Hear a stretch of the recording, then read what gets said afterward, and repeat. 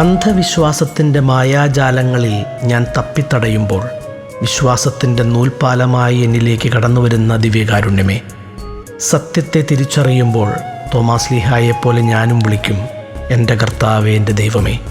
എൻ്റെ ഓരോ ദിവ്യകാരുണ്യ സ്വീകരണവും വിശ്വാസ പ്രഖ്യാപനമാണ്. എൻ്റെ ദിവ്യകാരുണ്യ ഈശോയെ, ഞാൻ അനുഭവിച്ചറിഞ്ഞ നിന്നെ എൻ്റെ സഹോദരങ്ങളും അനുഭവിക്കാൻ ഇടയാക്കണമേ.